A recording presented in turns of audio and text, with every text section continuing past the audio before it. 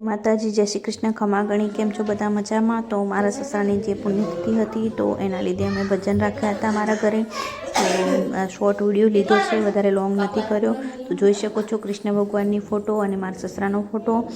તો અમે ભજન રાખ્યા હતા, એનો આ શોર્ટ વિડીયો છે। તો આગળ બી થોડો ભજનવાળો હું વિડીયો તમારા જોડે શેર કરીશ, તો તમે જોઈ શકો છો।